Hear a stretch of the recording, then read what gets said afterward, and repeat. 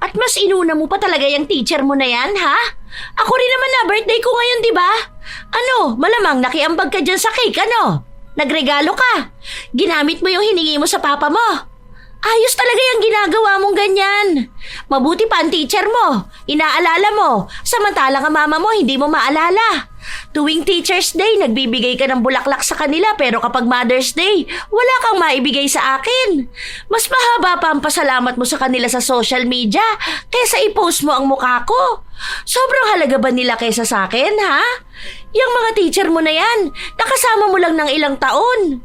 Bibihira lang kayo magkita-kita. May isa ba sa kanila na inalagaan ka simula nung bata ka pa? May isa ba sa kanila na nilulutuan ka ng baon mo? Hinahandaan ka ng makakain mo? Wala naman, di ba? Pero kung maging masaya kang kasama sila, parang wala kang ina. Yan kasi ang problema dito, ma. Hindi mo rin kasi nakikita kung ano bang mali sa'yo. Ako nilang palaging nakikita mo eh. Ako lang ba ang anak mo, ha? Parang wala na akong ginawang tama sa paningin mo. Parang kada gagawin ko, issue na lang. Pati ba naman itong pagkaibigan ko sa mga teacher ko? Bibihira lang naman ako magpunta sa birthday nila eh. Tayo araw-araw naman tayo nagkikita. O sige, next birthday mo, babawi na lang ako sa'yo. Ang ingay mo naman kasi dito sa bahay. Sino ba namang gaganahan, di ba? Kaya mas masaya ako sa labas eh. Kasi doon, okay lang sila kung sino ako. Ang tahimik ng utak ko. Gusto ko na naman ng peace of mind. Pero paano ko naman makukuha yun sa bahay natin kung palagi ka nalang nagagalit? Ano ba naman na sana kahit minsan man lang? Huwag mo akong punahin, di ba? Nakakapagod dito sa bahay. Ang ingay mo, daldal ka ng daldal. Hindi madaling intindihin kung bakit nga ba palaging nagtatalak ang mga ina. Tila ba walang kapaguran? Yon ang palaging problema ni Hart sa kanyang ina. Dahil sa pakiramdam niya na siya na lang palagi ang nakikita. Dahil sa inis niya sa ina, doon na rin siya kakapit sa itim na kapangyarihan. Ano kaya ang malaking pagsisising kapalit sa oras na gawin niya yon? Isa kaya itong pagsisisi na bibit-bitin niya panghabang buhay? Anong oras na nakahilata ka pa dyan? Napagod na lang ang manok, kakatilaok, hindi ka pa dyan bumabangon. Tumayo ka na dyan. Kakain na lang ulit kami, hindi ka pa nakakapag-agahan. Anong oras na kasi umuwi ka gabi tapos lasing pa? Gawain ba yan ng matinong babae? Tapos ngayon, masakit ang ulo mo. Ano ba naman yan? Ang aga-aga pa. Wala naman kasing pasok eh. Aba, hindi porkit walang pasok, ganitong oras ka nagigising. Sanayin mo yung sarili mo na kahit wala kang pasok, maaga kang babangon sa higaan mo. Ang daming dapat gawin, oh. Aabutan ka na ng dilubyo dyan sa higaan mo eh. Mas maganda sana kung tinutulungan mo akong maglaba, di ba? Kaso hindi eh. Ako na maglalaba, ako pa maglilikom ng mga damit. Pagkatapos kong likumin, hindi mo naman tinutupi. Eh bakit hindi silang pagsabihan mo? Ako lang ba ang anak mo? Ikaw ang panganay, kaya dapat mas alam mo. Ang babata pa niyang dalawa mong kapatid. Masakit nga ang ulo ko. Kung hindi ka kasi nag-inom, hindi naman mangyayari ang ganyan. Nakatulog na lang ako sa sopa kahihintay sa yung umuwi. May cellphone ka naman, hindi ka sumasagot sa mga tawag ko. Kung ako sa'yo, ngayon pa lang iwasan mo na yung mga kaibigan mo na yan. Wala naman yan maitutulong sa'yo. Sila lang ang nakakaintindi sa akin. Paano naman kasi hindi ako maiinis dito sa bahay? Wala man lang katahimikan. Tingnan mo nga ang aga-aga pa masyado tapos ang ingay na. Hindi makapagpahinga yung tao eh. Aba madam, tinuturuan lang kita kung paano ka mabubuhay kapag nawala na ako. Paano kung isang araw mamatay ako? Sino na lang ang mag-aasikaso sa'yo, ha? Baka mawala na ng direksyon yung buhay mo. Naku, nakakainis naman. Ulit-ulit na lang puro ganyan. Busi talaga dito sa bahay, ang ingay. Buti pa yung mama ng kaibigan ko, hindi naman ganyan. Ang bait sa kanya. Dito sa bahay, lagi nilang mali kong nakikita eh. Tao rin naman sana ako. Nagpalitan ng salita ang mag-ina, pero sa huli ay nanalo pa rin si Hart sa kanyang ina. Ganon na sila palagi kahit noon pa man. Madalas kasi na walang ginagawa ang dalaga at ang ina naman niya ay pumapasok din sa trabaho. 3 silang magkakapatid habang ang ama nila ay nagtatrabaho sa ibang bansa. Kahit na may kinikita ang ama ni Hart, mas pinipili pa rin ni Gloria na magkaroon ng trabaho para makatulong sa mga plano nila sa magandang kinabukasan ng kanilang mga anak. Nasa legal na edad na si Hart. Nag-aaral sa kolehiyo pero nakatira pa rin siya sa bahay ng kanyang ina. Hindi dahil sa gusto niya, kundi dahil ayaw pa siyang pakawalan ng ina. Iniisip kasi ni Gloria na baka hindi pa kayanin ni Hart ang mamuhay mag-isa, lalo na't wala pa itong alam sa buhay at sa gawaing bahay. Isang araw, habang naliligo si Hart, nakalimutan niyang magdala ng tuwalya, kaya tinawag niya ang ina para iabot sa kanya. Oh, kita mo na? Pati ba naman sa pagligo mo, hindi mo kayang mag-isa? Tuwalya na lang to, nakakalimutan mo pa. Paano pa kaya yung ibang mga bagay? Ano ka na lang yan sa school nyo? Baka mamaya kung ano-ano pa ang nakakalimutan mo. Naku, tapos sasabihin mo sa papa mo na bigyan ka ng pera pambayad sa rerentahan mong bahay. Eh dito nga na may kasama ka, hindi mo na kaya. Doon pa kaya? Ano ba naman yan, ma? Nagpaabot na naman ako ng tuwalya, ang dami mo nang sinasabi sa akin.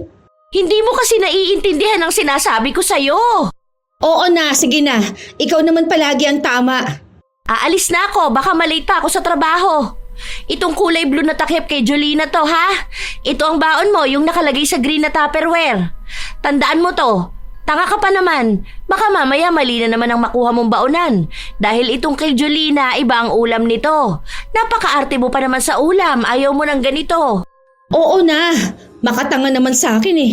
Imposible naman na hindi ko makita agad yan. Hindi na nagsalita pa si Gloria. Umalis na siya habang ang anak niya ay nag-aasikaso na. Dahil sa pagmamadali ni Hart, mali ang nakuha niyang baonan. Nakuha niya ang para sa kanyang kapatid. Kaya nang kakain na sila, napansin niyang iba ang ulam niya. Ano ba naman to niluto ni Mama? Alam naman niyang ayoko ng tortang talong. Ano ba yan? Nagugutom na ako eh. Nakakainis naman oh. Wala ka bang money? Samahan kita sa labas. Bili ka na lang. Wala naman akong allowance. Paano? Kapag binibigyan kami ni Papa, kinukuha ni Mama. Tapos ang ginagawa niya, pababaunan kami araw-araw. Tapos bibigyan ako ng 100 pesos na pera. Sko, pamasahe ko lang yun eh. May matitira sa akin na 20. Ano naman mabibili ko ron? Kulang pa rin pang yosi sa isang araw. Ay, ano ba yan? Kawawa ka naman. Sabi ko sa'yo, bumukod ka na kasi eh. Alam mo, mas maganda kapag mag-isa ka na lang ano. Sobrang malaya mo. Tignan mo nga ako, kahit na anong oras ko gustong umuwi, kahit na anong gawin ko, kahit hindi ako maghugas ng plato o maglinis ng bahay, walang maninita sa akin, girl. Gigising ako kung kailan ko gusto, lalo na kapag walang pasok. Aba, kapag nasubukan mo yon, malalaman mo kung bakit masaya mag-isa sa bahay ano. Alam mo, kapag ganyan kasi nakasama mo ang parents mo or mga sisters mo, wala ka ng privacy. Ang dami pang rules. Sinabi ko na yan kay Papa. Tapos sa kanya ayos naman. Ang problema ko si Mama. May magagawa ba siya kapag nangupahan ka na? Wala naman, di ba? Diyos ko, matanda ka na day kung tutuusin. Dapat niyan, nakabukod ka na, no? Kapag nakausap ko ulit si Papa, sasabihin ko na sa akin na lang niya ipadala ang pera. Gusto ko na talagang bumukod. May nakita akong paupahan dyan, no? Mura lang. Nasa 2K ata monthly. Maliit lang siya, studio type, pero maganda naman. Ay nako, grab mo na yan, te. Ang mura na kaya niyan, no? Tapos mag-isa ka lang. Mura lang din ang bills mo dyan. Tapos, saka mo unti-untiin bumili ng mga gamit mo, di ba? Tapos, ang kagandahan doon, hindi mo na kailangan ipaalam kahit kanino kung anong bibilhin mo. Dahil kapag nakatira ka sa inyo, nako, kapag may binili ka, sermon kagad ang aabutin mo. Ay nako, danas na danas ko na yan, ateng. Kaya nga sabi ko, kapag nag-college ako, ay, talagang aalis na ako sa bahay. Ang saya-saya. Pwede ka pa magsama ng mga boylet, o diba? Sige, sana hindi pa makuha next month yung bahay para kukunin ko yun. Kahit na ayaw ni Mama, gagawin ko pa rin talaga. Naririndi na kasi ako sa bahay eh. Panay siya daldal. Sige na, palit na tayo ng ulam ha. Alam ko gusto mo ng talong eh. Diyan ka mahilig. Bumubuo na ng plano si Hart kung paano ba siya aalis sa kanilang bahay. Pero kahit na ama na niya ang kausap, sinasabi lang nito na mas maganda na sabihin muna sa kanyang ina. Dahil si Gloria ang mas nakakaalam kung dapat ba siyang payagan o hindi pa muna. Kaya palagi na lang naiinis ang dalaga. Matagal na niyang nais makawala sa bahay niya. Isang gabi, umuwi si Hart na may tama ng alak. At saan ka na naman galing, babae ka? Ayan! Amoy alak ka na naman at sigarilyo! Alam mo ba na kanina pa ako naghihintay sa'yo rito, ha? Tinatawagan kita, ayaw mong sumagot. Pati yung kaibigan mong bakla. Wala naman sanang problema sa akin kung may kaibigan ka o lumalabas ka paminsan-minsan. Pero sana naman ayusin mo. Nalaman ko pa na nagmotor kayo, walang helmet. Ano ba yan? Natulog ka na lang sana. Kaya ayoko umuwi ng bahay ganito ang bubungad sa akin. Matanda naman na kasi ako. Dapat na hinahayaan mo na lang ako tumira mag-isa Ganyan ba ang gusto mong tumira mag-isa, ha? Ni hindi ka nga marunong magsarado ng gate, oh! Tingnan mo, ikaw na lang ang nasa labas. Hindi mo sinarado ang gate. Nung nakaraan nakita ko nakabukas ang pinto. Ewan ko kung hindi ka pasukin ng masasamang tao kung mag-isa kang nakatira. Bago mo sabihin na kaya mo mabuhay mag-isa, siguruhin mo munang may nagagawa ka para sa sarili mo, para sa kaligtasan mo. Isa sa kinaiinis ko sa'yo kapag ganyan na hindi ka nagsasara Mga babae pa naman tayo rito.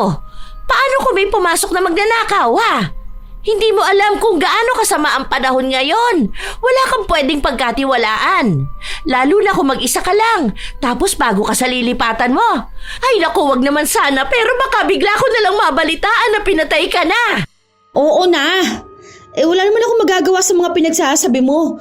Yan ang gusto mong paniwalaan, di ba? Di sige. Sige na. Oo na, tama ka na. Palagi namang dapat ikaw na susunod kasi ikaw ang nanay. Tapos ako, dapat palagi lang din sasang-ayon sa mga sinasabi mo. Oo na, huwag ka na magsalita. Ang sakit sa tenga ng boses mo. Nakakainis ka na. Kung ayaw mo na napagsasabihan ka, umayos ka naman kasi. Hindi naman ako magsasalita ng ganito kung hindi ko napapansin ang mga mali mo. Balang araw, malalaman mo rin kung gaano kahalaga tong mga payo ko sa'yo. Oo na, sige na nga, di ba? Inaantok na ako. Yung mga pagkain mo doon, ha, kanina pa nasa kusina. Nagluto pa naman ako dahil sabi mo nung nakaraan gusto mo ng hipon. Tapos ngayon hindi mo lang kakainin. Bukas na lang yan. Hindi naman niya masisira Nahihilo na ako. Hindi na lumingon pa ang dalaga sa kanyang ina. Naglakad na siya papasok sa kanyang kwarto. Kinaumagahan, boses na agad ng kanyang ina ang gumising sa kanya. Julina! Ano ba? Ang tagal mo naman dyan sa CR. Alam mo naman na maliligo pa tong kapatid mo, pati ako. Anong oras na Hawak ko pa naman ang susi ng tindahan, hindi ako pwedeng malate. Paglabas mo dyan sa banyo, gisingin mo na ang ate mo. Aba, anong oras na May klase yan ngayon. Baka late na yan. Hindi na naman makapasok sa una niyang klase. Ewan ko talaga kung paano yan nakakapasa. Dapat pinagtutuunan niya ng pansin ng pag-aaral. Yun na nga lang ang ginagawa niya. Hindi naman pinagtatrabaho. Gising na ako. Paano namang hindi magigising? Ang ingay na agad. Hindi na kailangan ng alarm clock. Sa daldal niyo pa lang magigising na ako. Aba, dapat lang na nagigising ka ng maaga. Dapat nga mas maaga pa sa ganitong oras Nakapagluto na ako't lahat-lahat, ikaw humihilik pa dyan. Nakikisabay ka sa pagkilos ng mga kapatid mo. Ano, masakit yung ulo mo? Paano ba namang hindi yan sasakit? Ilang oras ka lang natulog tapos nakainom ka pa. Sa susunod, huwag kang iinom kung alam mong maaga ang pasok mo. Nagkayayaan lang kagabi kasi birthday ng mama ni Mix. Kailangan bang uminom ka? Pwede ka namang pumunta tapos batiin siya at makikain na rin. Pero yung iinom ka pa at magsisigarilyo, isa pa yung paninigarilyo na sinasabi ko. Tigilan mo na yan at baka magkasakit ka pa sa baga. Walang magandang dulot ang ganyan. Tapos nakita ko pa na may bago kang, ano bang tawag doon? Vape ba yun? Di ba sabi ko huwag kang gagamit nun at nakakasama sa kalusugan? May nakita pa ako niyan sa FB, sumasabog daw. Ma, lahat na lang Wala na talaga kayong nakita na ginawa kong tama, Lahat na lang ng kilos ko, puro na lang mali. Lahat na lang ako ng ako. Hindi ko naman mapupuna yon kung hindi naman talaga mali. Napupuna ako kasi ako talaga iniisip yung black sheep ng pamilya. Masama na nga ang tingin sa akin Ayaw pa rin akong payagan na mabuhay mag-isa. Hayaan mo, kapag nakapagtapos ka ng kolehiyo, papayagan na kita. Hanggat nag-aaral ka pa, kailangan pa kitang bantayan. Sure na yan ha. Kapag ako nakagraduate, aalis na ako sa bahay na to. 1 taon na lang yun. Oo, basta makita kong umaakyat ka sa stage. Ako pa mismo ang magbibigay sa'yo ng pera para dyan sa bahay na gusto mo. Nakaramdam ng tuwa ang dalaga sa kanyang mga narinig. 1 taon na lang ang kanyang hihintayin at makakalaya na siya sa piling ng ina. Habang lumilipas ang mga araw, mas pinag-iigihan ni Hart ang kanyang pag-aaral, lalo na't hindi siya pwedeng bumagsak. Ay, wow! Kanina ka pa namin hinahanap. Himala naman ata. Ano namang nakain mo para mag-aral? Nasa library ka talaga? Ano? Nagayuma ka na ba ng nanay mo? Bakla, alam mo naman nag-aaral ako na mabuti, di ba? Kailangan makagraduate ako, no? Kapag may isang bagsak ako at nahirapan ako makagraduate, baka hindi pa ako makaalis sa bahay. Ay, super serious naman pala sa ganyan. Alam mo, kahit naman hindi ka mag-aral ng mabuti, makakagraduate ka pa rin ano? Konting drama lang sa mga prof mo, tapos mangako ka lang na gagawa ka ng special project. Ganon! Alam mo, sa panahon ngayon, takot na yan sila magbagsak ano? Kasi pwede ka na magreklamo. Tignan mo nga, ang daming graduate ngayon. Huwag ka na dyan. Tara na, smoke tayo. Aral-aral ka pa dyan eh. Apaka-plastic mo dyan. Wait lang, ligpitin ko lang mga gamit ko. Hindi pa rin kayang talikuran ng dalaga ang kanyang mga kaibigan. Mas pinipili niya pa rin ang sumama sa kanila kaysa sundin ang sinasabi ng kanyang ina. Para kasi kay Hart, masaya siya kapag ang mga kaibigan niya ang kasama niya. Malaya, suportado lahat ng ginagawa niya. Hinahayaan siyang maging siya at hindi pinipilit na baguhin ang sarili para lang sa sariling kagustuhan. Kung gaano siya kainis sa kanilang bahay, gano'n naman siya kasaya kapag mga kaibigan ang kasama. Doon niya na ilalabas ang sarili niyang hindi kilala ng kanyang pamilya. Kaya madalas gusto niya pang samahan ng mga kaibigan niya kaysa ang kanyang ina. Isang araw, sumapit ang kaarawan ni Gloria. Inaasahan niyang uuwi ng maaga ang kanyang anak dahil yon ang napag-usapan nila. Gabi na, halos mapanis na ang pansit na niluto niya, pero hindi pa rin umuuwi si Hart. Oo na, mamaya na. Pauwi na siguro ang ate nyo. Ay, ang kulit naman, Tenten. Kinakain na ang lumpia, kaunti nga lang yan. Inaantok ka na pinatulog naman kita kanina, di ba? Konting hintay na lang. Umabot na sa puntong hindi na kayang tiisin ng dalawang bata ang kanilang gutom at antok, kaya kumain na lang sila nang wala si Hart. Masama ang loob ni Gloria, pero wala naman siyang magagawa, lalo pat hindi sumasagot sa tawag ang kanyang anak. Ang kilala niyang kaibigan nito, hindi siya kinakausap. Hanggang sa sumapit na ang madaling araw, doon palang umuwi si Hart. Saan ka na naman galing, ha? Hindi mo na naman isinarado ang pinto. Ilang beses ko nang sinasabi sa'yo na isara mo yan. Alam mo naman na maghahanda ako ngayong birthday ko, hindi ka umuwi ng maaga. Hanggang 3 p.m. lang ang schedule mo, di ba? Sino namang mga lintik na kaibigan ang sinamahan mo, ha? Nakalimutan ko. Lumabas kasi kami. Birthday kasi ni Mama Alcantara yung teacher ko nung grade 9 ako. Nagkayayaan lang. Akala ko maaga kaming uuwi Kaso napasarap ang kwentuhan namin. Ayun, nagtagal kami. Bukas na lang ako kakain. Busog ako. At mas inuna mo pa talaga yung teacher mo na yan, ha? Ako rin naman na birthday ko ngayon, di ba? Ano, malamang nakiambag ka dyan sa cake, ano? Nagregalo ka. Ginamit mo yung hiningi mo sa papa mo. Ayos talaga yung ginagawa mong ganyan. Mabuti pa ang teacher mo. Inaalala mo. Samantalang ang mama mo, hindi mo maalala. Tuwing Teacher's Day, nagbibigay ka ng bulaklak sa kanila pero kapag Mother's Day, wala kang maibigay sa akin. Mas mahaba pa ang pasalamat mo sa kanila sa social media kaysa i-post mo ang mukha ko. Sobrang halaga ba nila kaysa sa akin, ha? Yung mga teacher mo na yan, nakasama mo lang ng ilang taon. Bibihira lang kayo magkita-kita. May isa ba sa kanila na inalagaan ka simula nung bata ka pa? May isa ba sa kanila na nilulutuan ka ng baon mo? Hinahandaan ka ng makakain mo? Wala naman, di ba? Pero kung maging masaya kang kasama sila, parang wala kang ina. Yan kasi ang problema dito, Ma. Hindi mo rin kasi nakikita kung ano bang mali sa'yo. Ako na lang palaging nakikita mo eh. Ako lang ba ang anak mo, ha? Parang wala na akong ginawang tama sa paningin mo.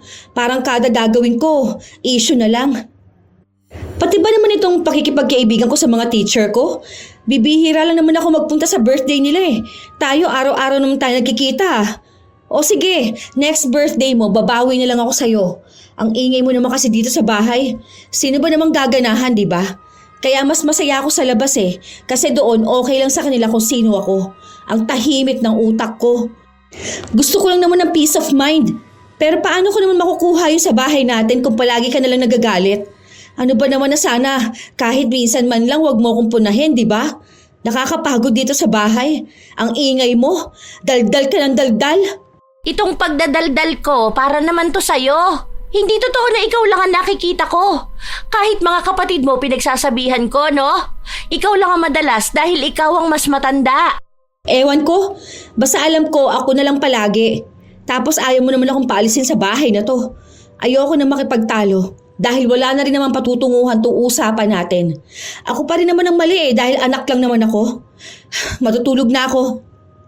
Habang nagpapatuloy na magtatalak si Gloria, pumasok na sa loob ng kwarto ang kanyang anak. Kinabukasan, nagpatuloy ang inis ni Gloria, kaya nagdaldal pa rin siya kahit na pareha silang walang pasok ng anak. Ay! Baka naman gusto mo nang bumangon dyan. Kung hindi naman nakakahiya sa'yo na maglaba ka ng mga damit mo, di ba? Masama ang pakiramdam ko. Ayan! Kung ano-ano na naman siguro ang ginagawa mo. Inaabuso mo kasi ang katawan mo, lalo na sa mga bisyo mo eh. Ilang beses na kitang pinagsasabihan, ang tigas-tigas ng ulo mo. Tapos kagabi umaambon-ambon pa, hindi ka man lang nagpandong. Alam mo naman na mabilis ka na magkasakit. Hindi ko alam kung anong nangyari, pero nung bata ka, hindi ka naman ganyan. Bumangon ka na dyan. Maligo ka para mawala yung init ng katawan mo. Tapos kumain ka na at uminom ng gamot. Kita mo na yan? Gusto mo pa mag-isa? Paano kung may sakit ka? Sino mag-aalaga sa'yo, ha? Baka i-baby mo pa yung lagnat mo. Bumangon ka na dyan. Kapag may sakit, hindi nagbababad sa higaan. Hindi ka gagaling kung ganyan lang. Noong una, ayaw bumangon ni Hart. Pero wala siyang nagawa dahil kung hindi siya tatayo, hindi rin naman siya makakapagpahinga ng maayos dahil hindi titigil ang ina sa pagdaldal. Nang araw na yon, nilutuan siya ng kanyang ina ng lugaw dahil wala siyang gana kumain. Ayokong kumain. Paano ka iinom ng gamot kung walang laman ang tiyan mo? Aba, wag mo akong aartihan, Hart. Kainin mo na to. Tapos uminom ka na ng gamot. Ang tigas naman kasi ng ulo mo eh. Kapag may sakit ka, doon ka lang napipirmi sa bahay. Isa pa, paano ba namang hindi ka magkakasakit kung ganyan ang kwarto mo? Ang kalat mo! Tingnan mo oh, kaya pala sabi ko kulang ang tasa ko eh. Andito lang pala sa kwarto mo. Pati itong platito na ang tagal ko nang hinahanap. Ano to mga damit mo sa lapag? Mga labahin ba to? Hindi ka man lang ba nandidiri sa kwarto mo? Ma, masama ang pakiramdam ko. Baka naman pwedeng wag ka muna magdaldal ngayon. Ang sakit sa ulo, sakit sa tenga. Nagpapalusot ka na naman para hindi ka mapagalitan. Ay siya! Lumabas ka na muna ng kwarto mo. Maglilinis ako rito. Ang daming alikabok oh! Tingnan mo! Hanap ka ng medyas. Ang dami dito sa ilalim ng kama mo. Ginagamit mo pa yung sa kapatid mo. Hindi ka na nga naglalaba. Nag-iipon ka pa ng labahin. Lumabas ka na muna doon. Saglit lang ako rito. Inis na lumabas ng kwarto ang dalaga. Pakiramdam niya ay hindi siya makakuha ng pahinga. Sinisisi niya ang ina kung bakit siya nagkakasakit. Sinasabi niya na dahil ito sa ingay niya. Hindi siya makatulog ng maayos. Ilang araw pa ang nakalipas, walang nagbabago kay Gloria. Palagi niya pa ring sinisita ang anak. Paulit-ulit lang ang mga sinasabi niya rito, kaya lagi rin siyang nasasagot. Habang nasa paaralan si Hart, baka sa mukha niya na hindi siya masaya. Oh, ano na namang drama, te? Sasayad na sa lupa ang labi mo sa sobrang simangot, oh. Naiinis ako. Ayoko pa umuwi. Magdadaldala naman kasi ang mama ko niyan sa akin eh. Makitira na nga lang kaya ako sa bahay mo. Hoy, ayoko nga Kaya nga ako bumukod ng bahay dahil ayoko may kasama ako. Kahit hanggang sa graduation lang. 1 taon lang. Promise mag-aambag ako. No. Ayoko pa rin. Ang tagal ng 1 year bakla, no? Pilitin mo na lang kasi ang nanay mo na paalisin ka na sa inyo. Gumawa ka ng maraming katarantaduhan para mapilitan siyang palayasin ka. Ang dami ko nang ginawa. Wala namang umubra sa kanya eh. Hindi ko na alam kung anong gagawin ko. Naiinis na ako talaga. Ang sakit sa ulo. Ako na lang palagi niya nakikita eh. Mga ginagawa ko. Lahat as in. Pati kwarto ko pinakikialaman. Walang katahimikan. Ganun. Gusto ko naman sana yung hahayaan lang akong gawin ko anong gusto ko. Ang linaw pa ng mata niya pagdating sa mga kalat ko. Ay, ang gulo. Sobra. Ang hirap sa mental health ko. Hindi ko naman masabi sa kanya. Alam mo naman ang matatanda, di ba? Hindi nila alam yung mga tungkol sa mental health. Iniisip nila na gawa-gawa lang yun o mga arte lang. Ang akala niya kasi, yung mga sinasabi niyang paulit-ulit sa akin, hindi ko alam. Wala akong magagawa sa ganyang problema mong bakla ka. Kasi ayoko talaga na may ibang kasama sa bahay. Ang tagal ng 1 year, kaloka ka. Saka baka mamaya sunduin ka ng nanay mo doon. Mapagkamalan pang inaasawa kita, no? Yak! Umiisip na ako ng paraan ngayon kung ano bang pwede kong gawin. Ayaw niya kasing manahimik eh. Teka girl, what if kaya pakulam mo siya? Tanga, hindi naman ako ganun kasamang tao ano. Ano, sarili kong mama pakukulam ko? Hindi ba bakla ang kulam naman hindi naman diretso dedo na kagad?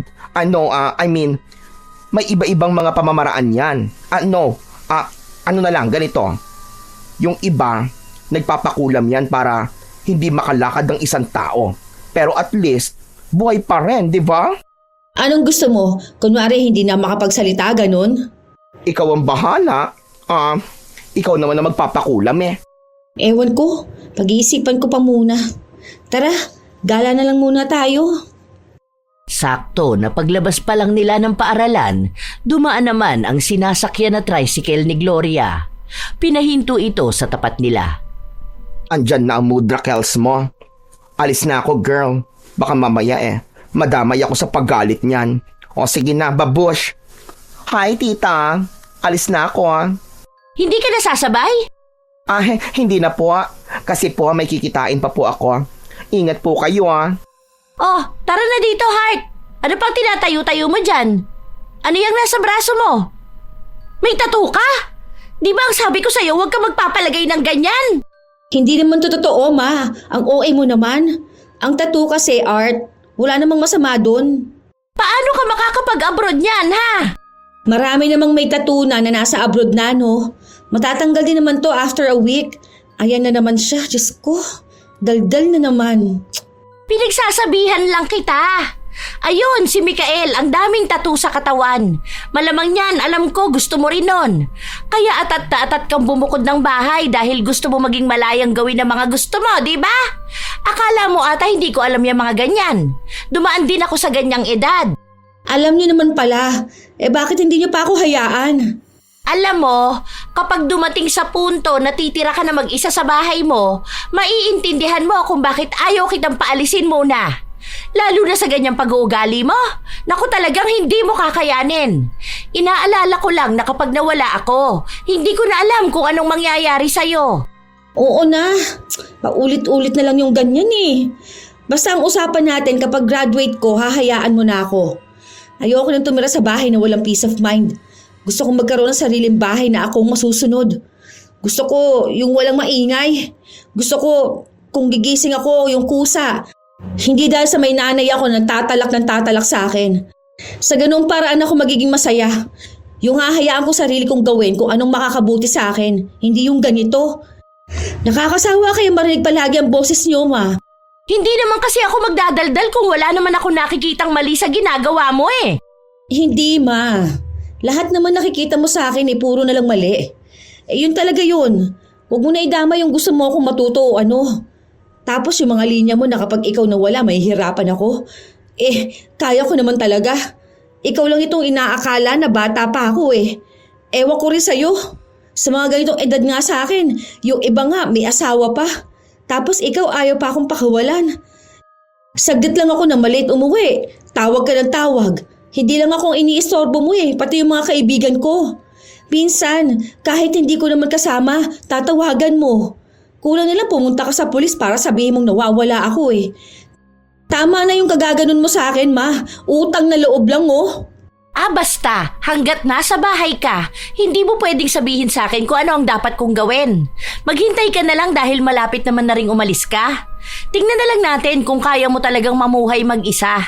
Kaya ko talaga. Buo na sa loob ng dalaga na kaya niyang mabuhay nang wala ang kanyang ina.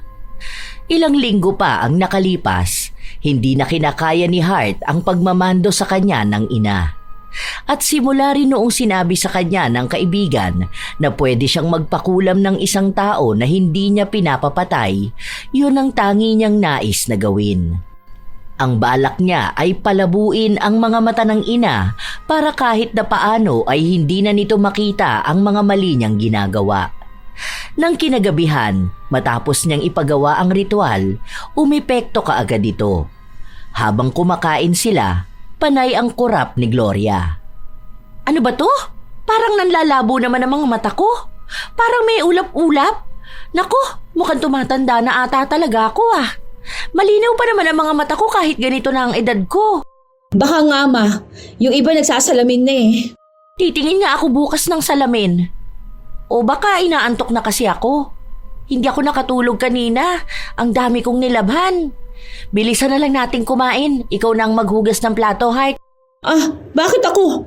May inaayos akong project tapos magre-review pa ako. Silang dalawa na lang. Kaya naman na nila yan, tatanda na nila oh. Sa huli, kahit na masama na ang pakiramdam ni Gloria, siya pa rin ang naglinis ng kusina.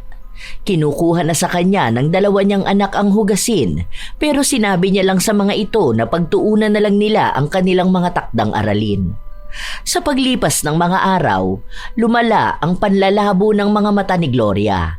Sinubukan na niyang magpatingin, pero sa tuwing magsusuot siya ng salamin, ilang araw lang din ang tinatagal, lalabo na ulit. Isang umaga, nagsimula na naman siyang magbunganga. Gumising na kayo dyan! Hart! Ano, hindi ka ba papasok ngayon? Samahan mo na lang ako. Anong oras na oh? Makikipila pa tayo sa munisipyo para makakuha ko ng referral. Baka mamaya may problema na talaga ako sa mata o ibang sakit kaya ganito. Kaunti na lang mabubulag na ako. Ano na? Bumangon ka na dyan! Hindi mo na nga ako halos makita, ganyan ka pa rin sa akin. Ako pa rin ang pinupuna mo.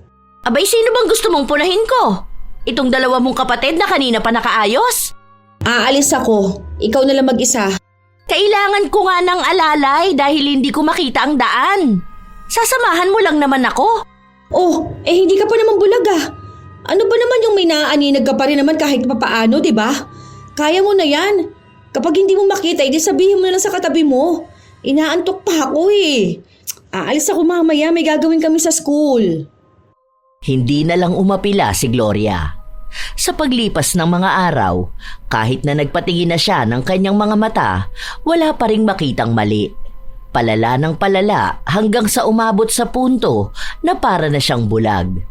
Parang may mga ulap sa kanyang mga mata. Kapag umaga, kahit na paano ay nakaaaninag siya ng liwanag pero hindi na niya kayang maglakad mag-isa. Kapag gabi, wala na talaga siyang makita kahit na may liwanag pa. Hindi na niya alam kung anong ginagawa ng kanyang mga anak. Nakikilala niya lang ang mga ito kapag nagsasalita. Isang hapon, wala ng klase sina Hart. Tara na, ang sabi ko magpapatattoo ako, di ba?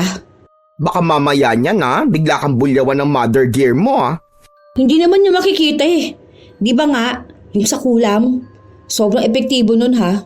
Hindi na niya pinupuna ang kwarto ko. Hindi na rin niya alam kung umuwi na ba ako. Nalalaman niya lang kapag maingay ako. Ganun. Ang galing nga eh. Kahit paano medyo tumatahimik na rin siya. Kaya kahit puluin ko pa ng tattoo itong buong katawan ko, hindi niya rin makikita. Baka mamaya sabihin ng mga kapatid mo. Hindi yan. Magpapalagay na rin ako ng hikaw sa ilong at dila ko. Bilisan na natin, excited na ako eh. Sana pala dati ko pa yung ginawa, no? Tanging si Hart lang ang masaya sa mga nangyayari sa kanyang ina. Pero kahit na ganon ang kalagayan ni Gloria, hindi niya pa rin napapabayaan ang mga bata. Dahil araw-araw niyang ginagawa, tila ba kabisado niya lahat kahit na hindi niya masyadong makita ang paligid. Wala rin sa mga kapatid ni Hart ang nagsumbong sa kanilang ina dahil iniisip nila na baka makadagdag lang ng problema sa kalusugan ng ina. Isang umaga, habang nagluluto si Gloria, hindi niya sinasadya na matabig ang kumukulong mantika, kaya natapon ito sa kanyang mga kamay. Aray ko! Ay, naku, aray! Magsibangon na nga kayo!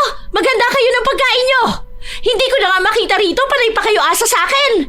Ay, naku, hirap na ako sa ganito! Asikasuhin nyo na ang mga sarili nyo! Kapag ako nawala, kawawa talaga kayo! Pagkain nyo na nga lang, hindi nyo pa maharap! Paano nyo pa aayusin ang buhay nyo? Ha? Sa amin ka na naman nagagalit.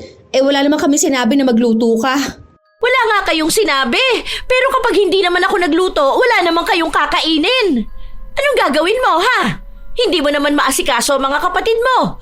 Ikaw ang panganay, dapat alam mo kung paano sila tulungan. Paano kung nawala na ako? Sino na lang ang mag-aasikaso sa kanila, ha? Kawawa na yung mga kapatid mo kapag naiwan sila sa'yo. Ano ba yan ang aga-aga? Nakakainis naman. Aalis na ako. Hindi na ako kakain. Kaya ko namang hindi kumain eh. Pwede akong bumili sa labas. Kung hindi mo na kaya ng ganyan, huwag ka na kasing kumilos. Hindi yung hindi ka na nga nakakakita. Ako pa rin ang sinisisi mo. Tapos yan mamaya kapag wala kang magawa, ewan ko, ano na naman ang gagawin mo dito sa bahay. Nakakapikon eh. Pag uwi ko, ako na naman ang pagagalitan. Aalis na ako. Tila ba walang pakialam ang dalaga sa kanyang ina. Ilang beses na ring tinatanong ni Gloria ang sarili kung mali ba ang pagmamahal na naiparamdam niya sa mga anak para maging ganun na lang kagalit sa kanya. Minsan, kapag siya na lang ang mag-isa sa bahay nila, tinatawagan siya ng kapatid. Doon siya naglalabas ng sama ng loob na hindi niya masabi sa kanyang anak. Alam kasi ni Gloria na kahit anong gawin niya, hindi pa rin siya maiintindihan ng anak. Ngayon tuloy, pakiramdam ko wala na akong pakinabang. Hindi ko alam. Mali lang talaga siguro ako na sobrang mahal na mahal ko ang mga anak ko. Kaya nagkaganito. O baka tama nga si Hart na masyado akong madaldal, ano? Hindi ko naman mapigilan eh. Lalo na kapag may ginagawa siyang mali. Iniisip ko lang yung sinabi ni Mama noon na kapag nawala siya, sobrang mahihirapan tayo sa buhay. Tapos nung nawala siya, ayun na nga. Ay, sobra pa sa mahirap ang napagdaanan natin. Ang hirap kapag walang ina na matatakbuhan. Ayoko naman na ganun ang maranasan ng mga anak ko kapag nawala ako. Kaso, hindi ko alam kung paano ko sasabihin sa kanila yun nang hindi sila nagagalit sa pagiging talakera ko. Kapatid na lang niya ang nagsabi sa kanya na wala namang masama sa kanyang ginagawa. Iba na lang daw talaga ang iniisip ng mga kabataan ngayon. Iba na ang kanilang henerasyon, pero alam niya na darating din ang araw na matututo si Hart. Lalo na kapag nalaman niyang huli na ang lahat. Sinabi niya rin na susubukan niyang kausapin ang pamangkin para pagsabihan ito. Pero mali naman ang dating nito sa dalaga. Nang pagsabihan siya ng tiyahin, inakala niyang nagsumbong ang ina para maghanap ng kakampi. Nakakainis! Oh, why? Ano na namang nangyari, te? Yung tita ko, nangingialam na naman sa buhay namin. Akala niya ata perfect ang family nila eh. Kung hindi rin naman siya magaling na ina, huwag siyang sasawsaw sa pamilya namin. Kaya siya niloloko ng asawa niya. Ay, akulan na rin natin yan. Hindi na. Bahala lang siya sa buhay niya. Wala akong panahon sa kanya, no? Depende pala kapag nainis ako ng sobra sa kanya. Pakialamere. Hindi niya lang pagtuunan ng pansin yung pamilya niya. Ito namang si Mama, sumbong na sumbong sa kapatid niya. Ano na nga palang nangyari sa nanay mo? Ayos ata na hindi siya nakakakita. Di niya alam na may bago ka na namang tato. Eh yun na nga, ayos naman. Pero minsan hindi niya titigilan ang bibig niya eh. Talakera pa rin eh. Hindi na nanahimik. Pero mas okay naman ngayon. Medyo ramdam ko ang kalayaan. Alam mo, feeling ko, malapit ka nang maging malaya, no? Ramdam mo rin pala. Yan din nararamdaman ko. Masaya si Hart sa kalbaryo ng kanyang ina. Kinagabihan, anong oras na ulit siyang nakauwi pero nag-aabang ang kanyang ina. Akala niya hindi siya mapapansin pero mukhang naging mabigat ang kanyang mga hakbang. Hindi ko narinig na nagsarado ka ng gate. Nakasarado kaya, hindi mo lang nakikita. Sa susunod, ugaliin mo magsarado ng gate. Ilang beses ko bang ipapaalala sa'yo na ang daming masasamang tao ngayon? Kahit na anong oras, pwede ka nilang pasukin sa bahay. May kandado doon, ilalak mo na lang yun, hindi mo pa magawa. Kapag naisarado mo na ang gate, double check mo kung nakasarado ang pinto ng bahay. Tapos ang mga bintana. Palagi kang maging alerto dahil buti sana kung nanakawan ka lang eh. Paano kung gahasain ka pa tapos patayin? Lagi mong tatandaan yung sinasabi ko sa'yo. Yan pa naman ang palagi mong nakakalimutan gawin. Oo nga. Puro ka na lang oo, hindi mo naman ginagawa. Tulad niyan, ikaw na lang ang umuuwi tapos tulog na mga kapatid mo. Paano kung nakatulog ako? Paano kung wala ako rito sa bahay? Alam ko naman ang gagawin ko kapag ganyan, no? Kapag wala ka rito sa bahay, isa lang ang ibig sabihin nun. Tahimik ang bahay. Basta pinagsabihan na kita. Tapos niyan, magsusumbong ka na naman kay tita. Nagulat ako sa kanya kanina, nagagalit siya sa akin ha. Ang layo naman ng tao. Tapos sa kanya ka pa talaga magsasabi. Ano bang gusto mong gawin niya? Eh kahit naman sigawan niya ako sa messenger, wala naman siyang magagawa. Tayo yung nandito sa bahay oh. Kung anong issue dito, sa atin na lang yun. Hindi na para lumabas pa sa iba. Matapos yung sabihin ng dalaga ay pumasok na rin siya sa kanyang kwarto. Ang kanya namang ina ay nangapa sa dilim para isarado ang kanilang gate. Nadapa pa nga si Gloria dahil hindi niya nakita ang nakaharang na walis. Mabuti na lamang at naitukod niya ang kanyang kamay, kung hindi tatama ang kanyang ulo sa semento. Kinabukasan, ininda niya ang sakit na yon. Gusto sana niyang magpasama sa anak sa ospital pero hindi siya pinapansin ni Hart. Kahit na ilang beses niya itong tawagin. Sa halip na sa panganay na anak magpasama, sa kanya na lang bunso na maaga ring uuwi. Simula kasi nung nagkaroon siya ng komplikasyon sa mata, hindi na rin siya nakapagtrabaho. Kaya madalas na nasa bahay lang siya mag-isa at ang asawa na lang niya ang sumusuporta sa kanya. Habang naglalakad siya at naghihintay ng sasakyan, isang aksidente ang nangyari. May isang kotse na nawala ng kontrol at dahil hindi nakita ni Gloria ang papalapit na sasakyan sa kanya, nabangga siya nito.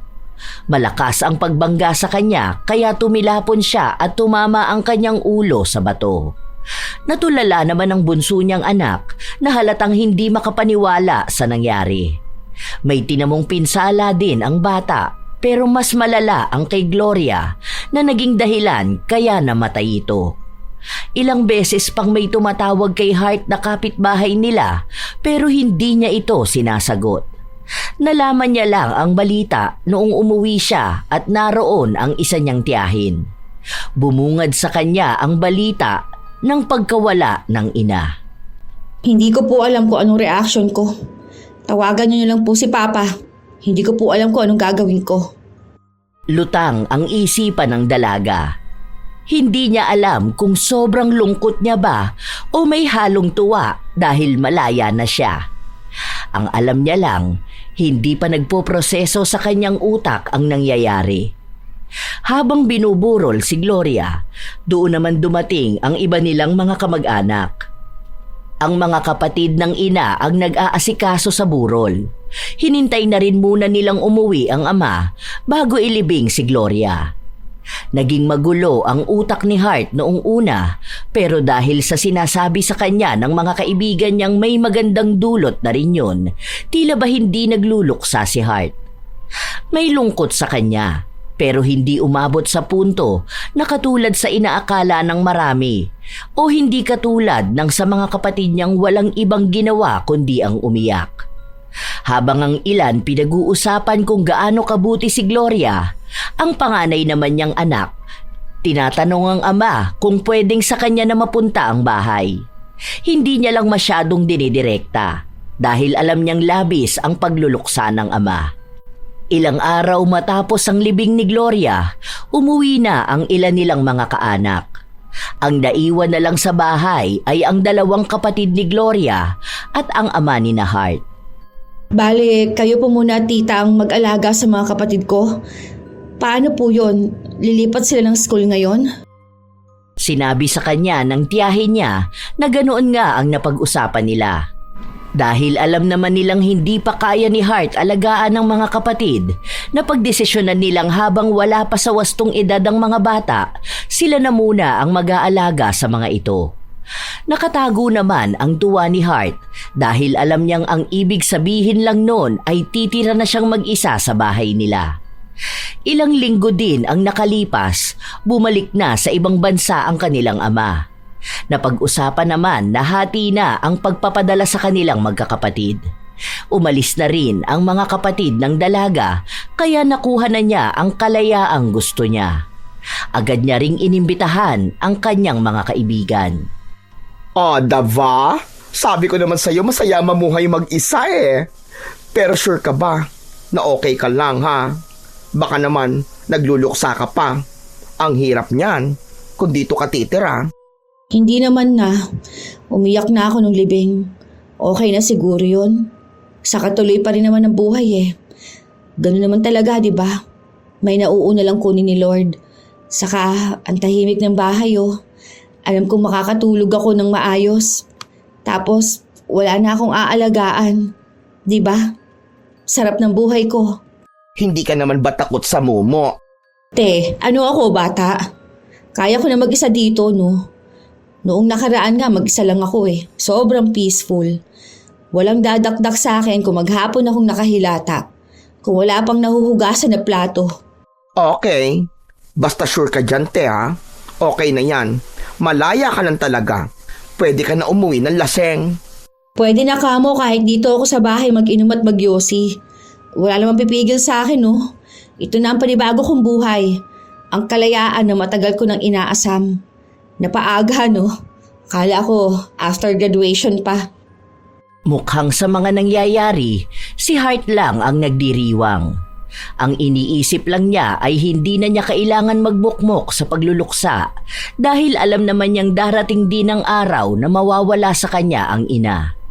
Nalungkot naman siya noong una pero nang maramdaman na niya ang kapayapaan, doon niya na napagtanto na baka tama na lang din na gano'n ang nangyari.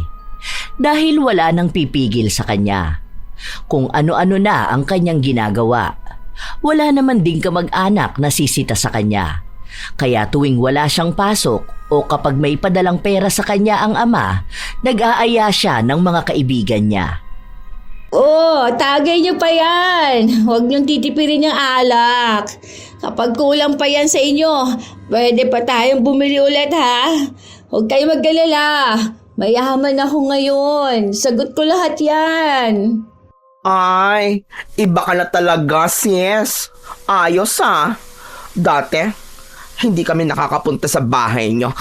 Dahil baka ratrating kami ng sermon ng nanay mo. Tapos ngayon, ito na tayo. Dito na mismo, naglalaseng. Dati yun. Siyempre, iba na ngayon. Kaya nga, ganito ang ginagawa ko para naman maging masaya ang bagong alaala sa bahay na to. Diba? Dati kasi, puro pagbubunga nga eh. Ngayon, puro na tayo tawanan. Kaya dapat, kapag may mga ganitong ganap, lagi kayong pupunta.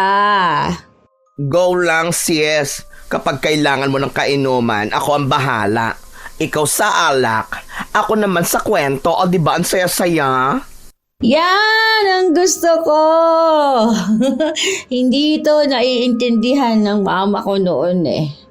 Siguro, kung nakikita niya tayo ngayon, kung nakikita man niya na ganito ko kasaya, baka maintindihan niya rin eh kung bakit gusto ko kayong kasama noon pa. Iba kasi talaga yung dala ng mga kaibigan. Puro good vibes lang. Walang nagagalit sa akin kung hindi ba ako nagsasara ng pinto.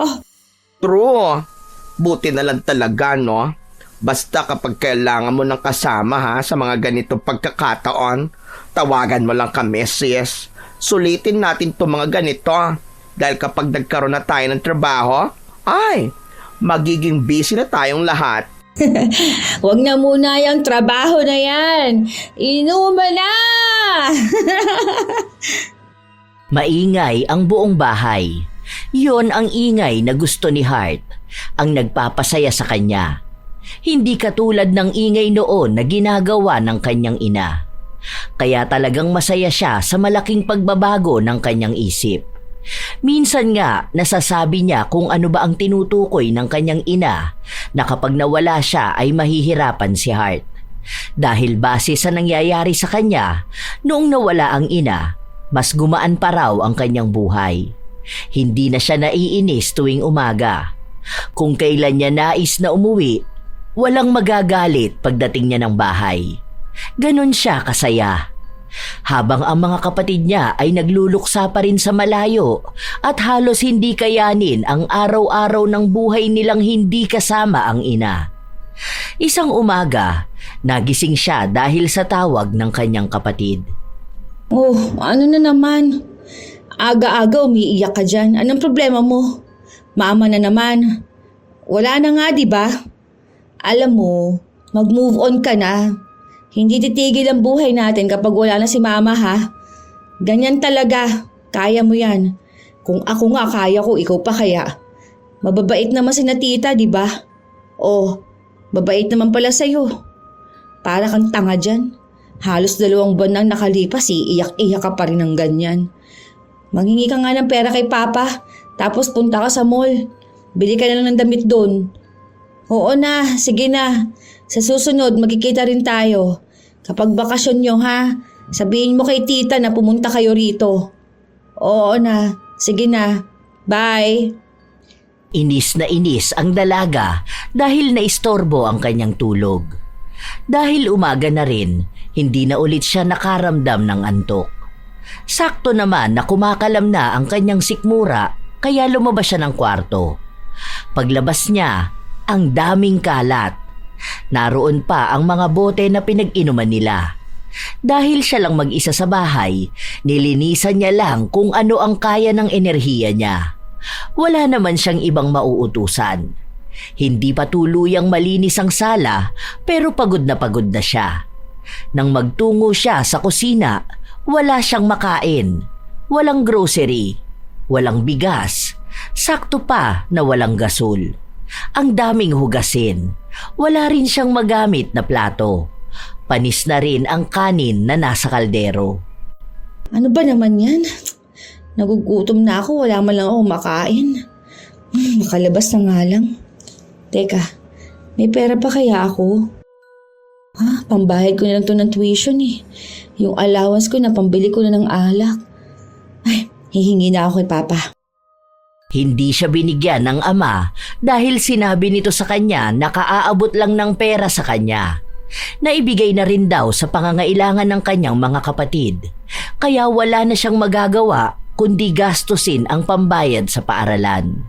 Hindi na siya nagluluto sa bahay, kumakain na lang siya sa labas. Paulit-ulit. Tara na girl, Jollibee tayo. Wala akong baon ngayon eh. Hindi ako nakapagluto. Wala na rin kasi akong stock. Mamaya ako mamamalengke. Ayoko na dun, sawang-sawa na ako. Araw-araw na lang ako kumakain dyan. Sa iba na lang tayo ha. Paano ba yan? Yun lang ang budget ko. Gusto mo magtapsilog na lang tayo? Huwag dun sa mahal ha, bakla ka. Malapit ng exam natin, hindi pa kumpleto ang tuition ko. Hinihintay ko pa ang padala ng nanay ko eh.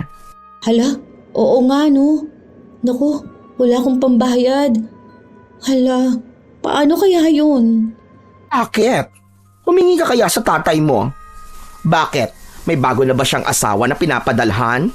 Nagbigay na siya sa akin kaso nagastos ko ngayon. Hindi ako nagluluto sa bahay eh. Lapit na ng exam, bakla ka. Bahala ka kapag hindi ka nakakuha ng exam. Baka mamaya balikan mo pa yan next year. Alam mo naman, sinabi nila na hindi sila papayag ng promi.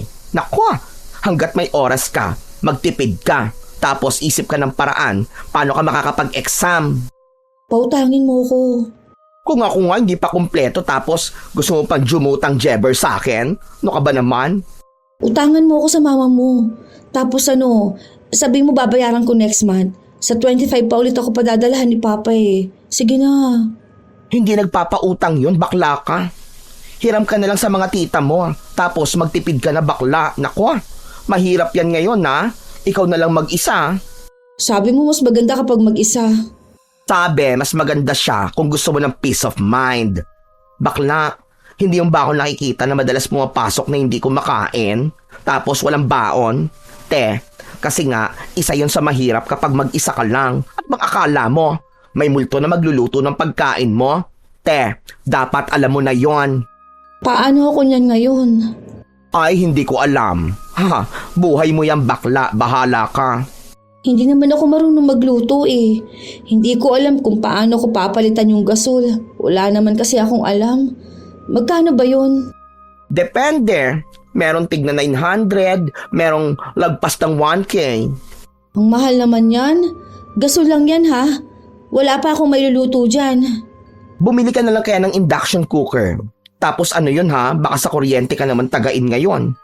Ano, bayad ka na ba ng bills mo? Hindi ko alam. Gaga? Anong hindi mo alam? Ikaw ang nakatira sa bahay nyo, tapos hindi mo alam? Ay, te, baka mamaya, kakaganyan mo, bigla ka na lang umuwi na putol na ang tubig at kuryente nyo. Ano ba naman yan? Kaloka ka? Bakit hindi mo sinabi sa akin na ganito pala mabuhay mag-isa? Ang sabi mo lang sa akin maganda at malaya. Wala ka namang sinabi na mga ganito. Ay, ateng, ilang taong ka na ba? Never ka pa ba nakahawak ng bill ng kuryente?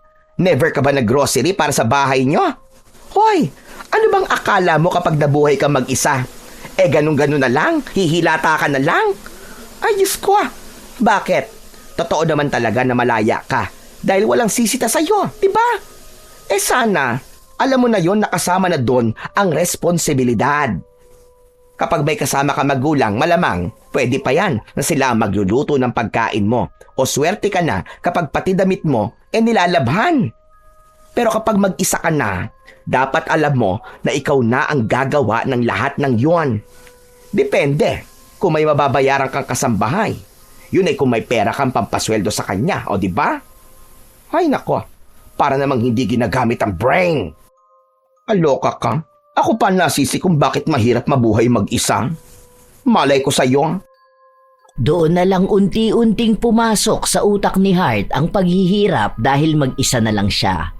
Minsan, kapag nasa paaralan siya, ang daming ginagawa at pagod na pagod siya. Uuwi siya ng kanilang bahay.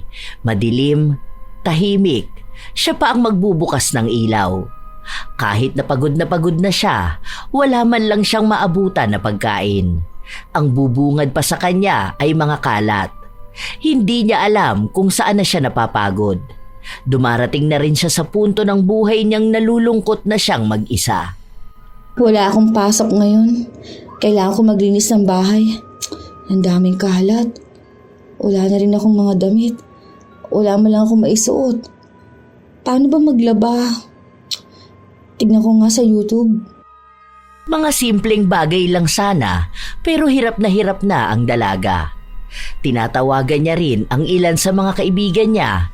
Pinapapunta niya sa bahay para may makasama man lang siya. Para may makakwentuhan o pwedeng tumulong sa kanya maglinis. Pero palagi nilang sinasabi na ang dami rin nilang ginagawa. Habang naglilinis ang dalaga, kasabay ang paglalaba, doon siya nakaramdam ng labis na pagod. Napaisip siya kung paano yun nagagawa ng kanyang ina noon. Nagagawang gumising ng maaga para magluto, tapos ay maglilinis ng bahay, maglalaba tapos kapag tanghali na, magluluto ulit. Nagawa yun ng kanyang ina na mag-isa lang. Bakit siya hindi niya kayang gawin? Ilang sandali pa, biglang namatay ang ilaw. Teka, brownout ba? Hindi naman. Bakit nanonood ng TV si na Ate Jean? Teka nga. Hala, baka naputulan na ako ng kuryente ah. Hindi to pwede. Hala naman. Tama nga ang kanyang hinala.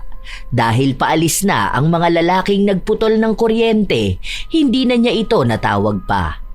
Wala na siyang alam na gagawin. Hindi siya marunong sa mga bagay-bagay. Nagpatong-patong na lahat ng problema niya. At mag-isa niya lang yung hinaharap lahat. Agad niyang tinawagan ng ama, pero abala ito sa trabaho, kaya tiyahin niya na lang ang kinausap niya. Sige na po, tita. Mga nasa 5K po itong bill sa kuryente. Pautangin niyo na po ako. Wala na po ako talagang natira sa pera na napadala ni Papa. Kapag nagpadala po siya sa akin next month, promise po, magbabayad ako. Salamat po. Bago siya pautangin ng tiyahin, pinagsabihan muna siya nito. Ang dami niyang masasakit na salitang natanggap. Lahat yon ay tungkol mismo sa dati niyang kagustuhan na mapag-isa. Tapos ngayon ay hirap na hirap siyang panindigan. Inisa-isa rin ang mga ginagawa niyang mali na mukhang ngayon niya lang din napagtanto. Mukhang lahat ng sinasabi ng kanyang tiyahin ay ilang beses na ring sinabi sa kanya ng ina. Yon ang mga salita na dati ay ikinagagalit niya kapag naririnig niya. Nanghihina na si Hart. Gusto niya ng taong gagabay sa kanya dahil masyado siyang nabigla sa mga nangyari. Inaasahan niya sa lahat ng bagay ay may kasama siya. Pero nang mawala ang ina, hindi na niya alam kung paano kikilos. Wala siyang alam. Yon ang katotohanan na tinanggap na niya. Pati pagbabayad ng kuryente ay hindi niya alam. Pero tinuruan siya ng kanyang tiyahin. Ilang araw pa ang nakalipas, inuunti-unti ni Hart na linisan ang bahay nila. Pero kasabay naman nun ay ang pag-aaral niya. Isang hapon, nag-aya sa kanya ang mga kaibigan na lumabas sila. Hindi ako makakasama ngayon. Maglalaba kasi ako eh. Ang dami ko pang labahin eh. Sa sunod na lang ako sasama ha. Ba, magpalaba ka na lang. Magkano lang naman yun? Hindi pwede. Wala na nga akong budget eh. Bumili ako ng bigas tapos mga delata. Iniipon ko pa yung pera. May exam tayo next week, di ba? Kailangan kong pambayad sa tuition. Alam mo, te, magsanla ka na lang ng mga gamit mo o kaya magbenta. Yung TV sa bahay nyo, benta mo na yun. O kaya yung mga lumang gamit ng nanay mo, ipaukay mo, ganern. Labas mo na lang sa bahay nyo. Wala namang ibang gamit si mama eh. Kasi kinuha na ni Papa sa kanong mga kapatid niya. Ang naiwan na lang sa bahay, yung mga pictures niya. Yung frames, pwede mong ibenta yun. O kaya yung mga nasa kusina na hindi mo naman ginagamit. Okay lang yan. Konting tiyaga lang sa pagbebenta niyan sa marketplace. Busy pa rin ako. Kailangan kong mag-review. Alam mo naman, hindi ako masyado nakapag-aral nitong mga nakaraan. Okay, ikaw ang bahala. Hindi na siya pinilit ng mga kaibigan niya. Yun na rin ang simula nang tila ba nawala na rin siya ng kaibigan. Kapag siya ang hihingi ng pabor sa mga kaibigan, hindi siya kinakausap ng mga ito. Hindi pa rin kasi sila natitigil sa mga dati nilang gawi. Sadyang nawala lang sa kanila si Hart. Pero padagdag pa rin ng padagdag ang kanilang mga bagong kaibigan. Ang akala noon ni Hart na mga kaibigan niyang dadamay sa kanya, hindi na siya kilala kapag hindi na siya masaya. Isang gabi, umuwi ang dalaga sa kanilang bahay, pansin niya na bukas ang gate. Doon niya lang naalala na nakalimutan niya itong isara. At noong makapasok siya sa bahay nila, gulong-gulo na. Nawawala ang TV at iba pa niyang mga kagamitan. Napatakbo siya sa loob ng kwarto. Nakita niyang sira ang pinto na halatang pinilit itong buksan. Nakita niyang nahalughog na pati ang kanyang damitan. Wala na ang perang itinabi niya para sa pag-aaral. Hindi pwede to. Kapag nawala yun, hindi ako makakapag-exam. Hindi ito totoo. Ano ba naman yan? Yung mga gamit namin nawawala pa. Pati yung laptop ko. Ano ba? Bakit ba ang tanga ko? Bakit hindi ko sinarado ang gate? Napabagsak na lang sa sahig ang dalaga. Wala na siyang lakas kumilos. Hindi na rin gumagana ang kanyang utak dahil napapangunahan na siya ng kanyang emosyon. Sinubukan niyang tawagan ang kaibigan para hingian ito ng tulong. O ngayon, nasa labas kami bakla. Ano ba nangyari sa'yo? Ninakawan ako. Pinasok ang bahay ko. Punta ka rito. Tulungan mo ako. Sige na. Nako, sorry bakla. Kakapasok lang namin ng bar, ano ka ba? Kasama ko new friends ko eh. Sorry ha. Ask ka na lang ng help sa mga kapitbahay mo. O kaya call ka na lang sa mga pinsan mo or sa tita mo na malapit lang sa'yo. Sa susunod kasi, magsarado ka ng pinto. O sige na, babush.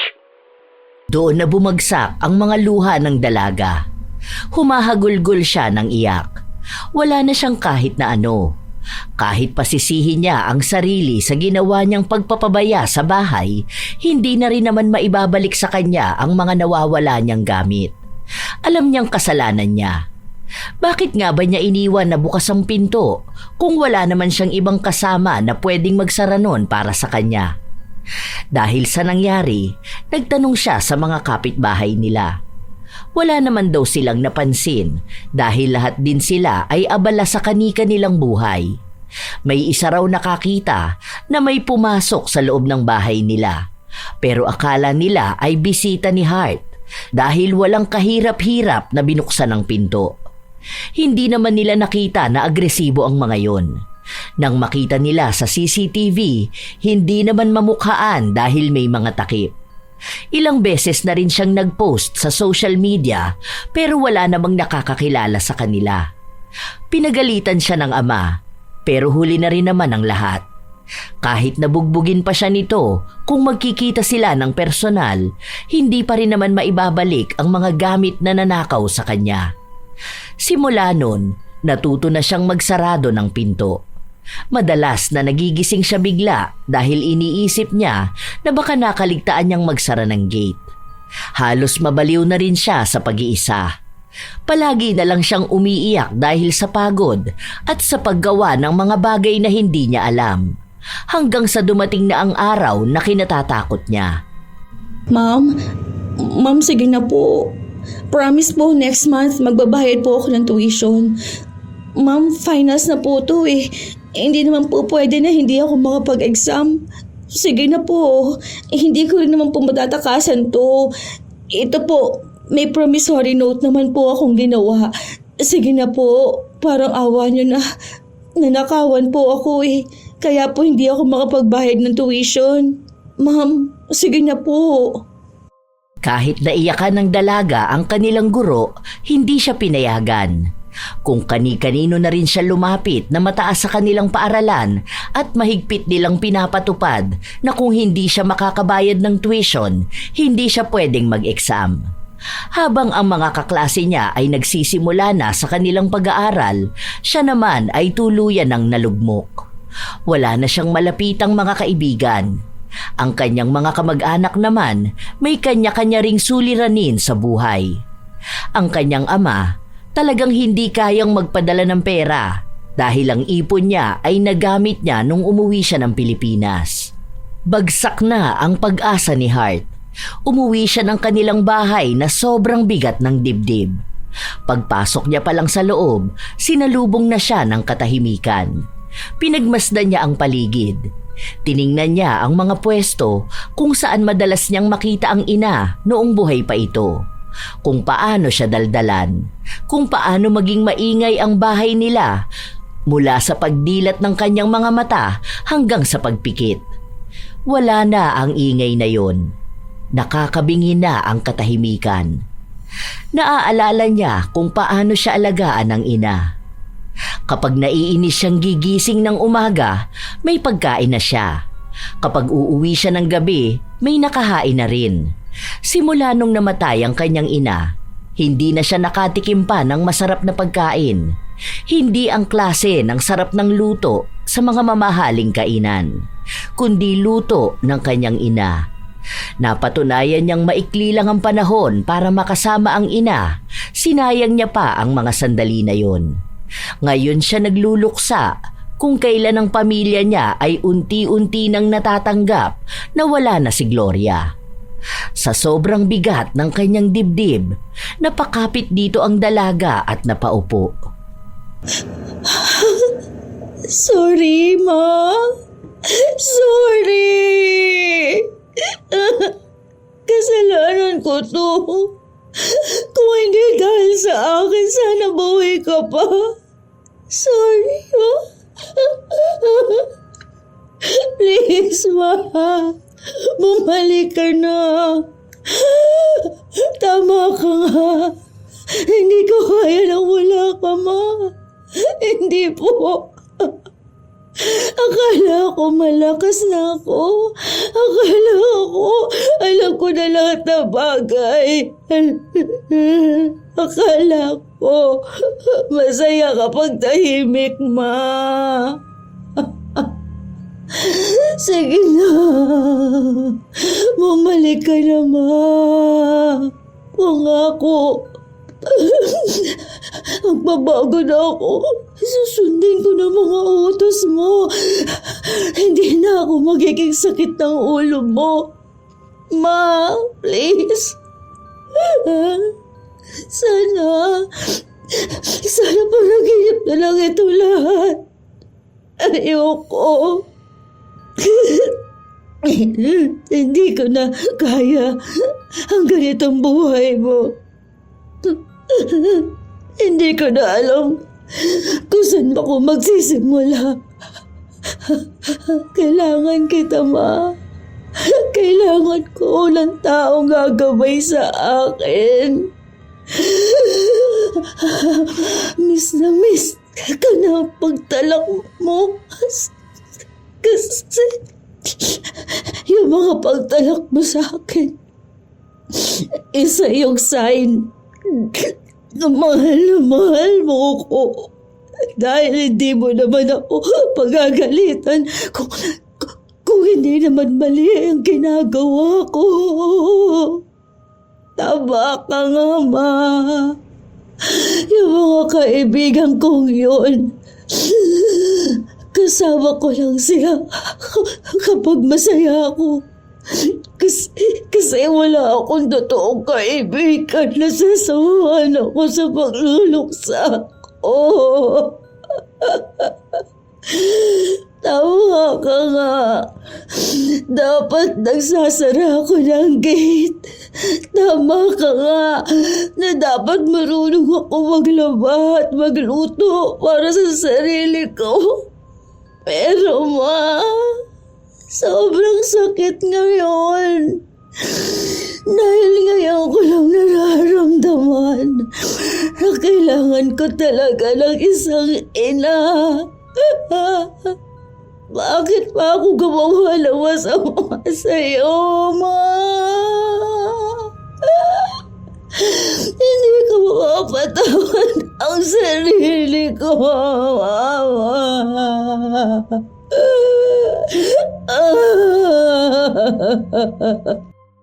Huli na ang lahat. Kahit na anong pagmamakaawa ni Hart, hindi na niya kailanman maibabalik ang buhay ng ina. Ang dami niyang pagsisisi na kung noong buhay pa sana ang kanyang ina, ipinaramdam niya palalo ang pagmamahal niya para rito.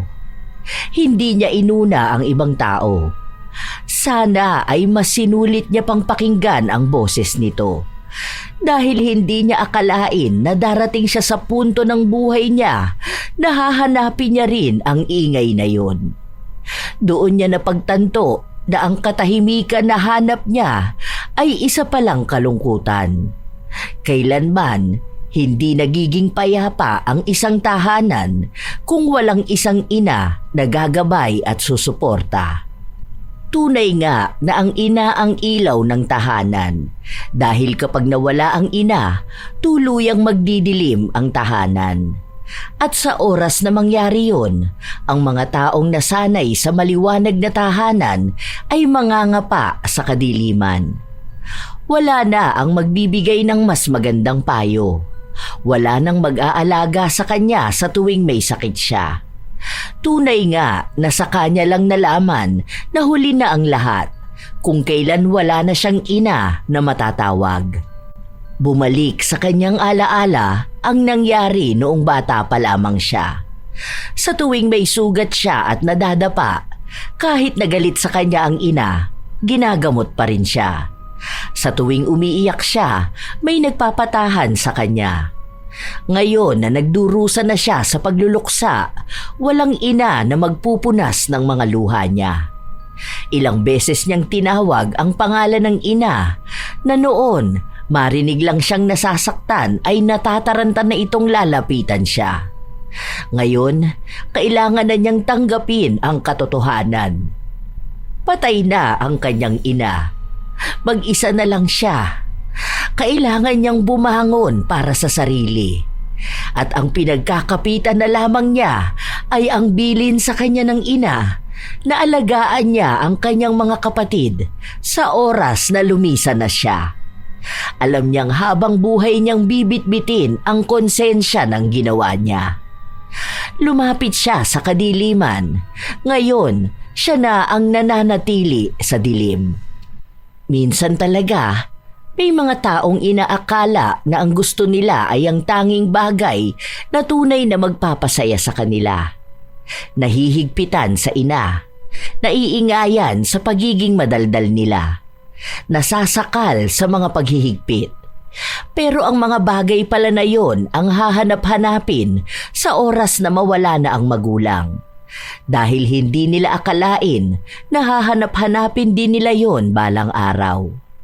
Nakakairita man ang tono ng boses o ang tila ba walang humpay na pagsasalita.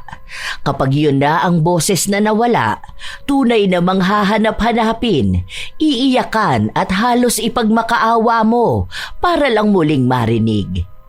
Sa mga panahon ng katahimikan, doon lang mapagtatanto na ang pagdadaldal nila ay hindi pala galit, kundi klase ng pagmamahal at takot na baka mapahamak ka. O takot na baka dumating ang isang araw na wala na sila at hindi mo na kayang ipagtanggol ang iyong sarili. Ang mga sermon ng ina ay hindi pahirap, kundi paraan para turuan kang tumindig mag-isa kapag wala na siya.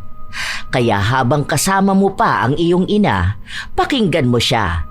Pahalagahan, mahalin. Huwag mong sukatin ang pagmamahal niya sa dami ng salitang binibitawan, kundi sa oras na inilaan niya para alagaan ka kahit pagod na siya. Dahil darating ang panahon na hihilingin mo ang pagkakataon na muli siyang makita para lang maipadama ang iyong pagmamahal. Kaya huwag mong tipirin ang pagmamahal mo sa iyong ina dahil hindi natin hawak ang panahon. Maaaring dumating ang oras na hindi mo na ito maipadama sa kanya. Tandaan natin na walang kapalit ang pagmamahal ng isang ina. Kapag ang ingay na galing sa kanya ay naging katahimikan, doon mo tuluyang madarama ang ibig sabihin ng pangungulila. Huwag nang hintayin pang mahuli ang lahat bago mo malaman kung gaano kahalaga ang iyong ina. Kayo mga apo, ang pangaral sa inyo ng inyong mga ina ay sundin nyo kahit na mukha itong nakakasakal para sa inyo. Dahil pagdating ng araw, malalaman nyo kung gaano ito kahalaga. Kayo ba mga apo, may mga kwento rin ba kayo tungkol sa inyong mga ina? Ibahagi nyo naman at maging ang inyong opinyon sa ating kwento ngayon. Naway mayroon kayong natutunan.